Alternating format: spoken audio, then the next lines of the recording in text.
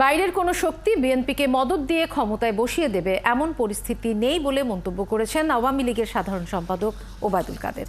সোমবার ধানমন্ডিতে আওয়ামী লীগের রাজনৈতিক কার্যালয়ে এক সংবাদ সম্মেলনে তিনি এসব বলেন। তিনি বলেন, মধ্যপ্রাচ্য ইস্যুতে আমেরিকার ক্ষমতা অনেক কমে এসেছে। সাজিদ সরকারের প্রতিবেদন। সমসাময়িক বিষয় এবং রাজনীতি নিয়ে সংবাদ সম্মেলনের আয়োজন করে আওয়ামী লীগ। আন্দোলন সাধারণ সম্পাদক ছাড়াও আওয়ামী লীগের কেন্দ্রীয় বিভিন্ন পর্যায়ের নেতারা ছিলেন সেখানে। এ সময় এক প্রশ্নের জবাবে ওবায়দুল কাদের বলেন, আন্দোলন ছেড়ে পালিয়ে যাওয়ার ইতিহাস বিএনপির আছে, আওয়ামী লীগের নেই।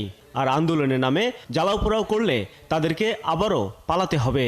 তাদের মূল নেতা পালিয়ে আছে। আর 28শে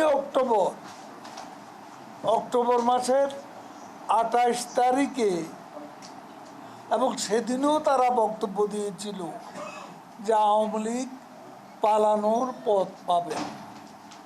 শেষ পর্যন্ত দেখলাম পল্টনের মঞ্চ থেকে একে একে দৌড়াতে অলি গলি কোথা দিয়ে যে কে পালিয়েছে সেটাই হচ্ছে বিএনপি। বিরোধী দলের সমালোচনা করে ওবায়দুল কাদের বলেন, আওয়ামী লীগ জনগণের ভোটেই নির্বাচিত সরকার।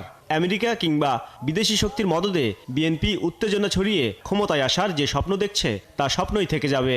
কেউ আমাদের দেশে এসে এখানে বিএনপিকে আবারও মদদ দেবে, চাঙ্গা করবে, সেই পরিস্থিতি বোধ এখন বিশ্ব রাজনীতিতে মোটেই নেই। এবং যারা এ দাপটটা দেখাবে তাদের দাপট দেখানোর ক্ষমতাটা মধ্যপ্রাচ্যেই সংকুচিত হয়ে। আর কেন্দ্রের নির্দেশ অমান্য করে যারা উপজেলা নির্বাচন করছে তাদের জন্য শাস্তি রয়েছে বলে হুঁশিয়ারি দেন তিনি। নির্বাচনে অংশগ্রহণকারী সাজিদ সরকার, ৭১, ঢাকা।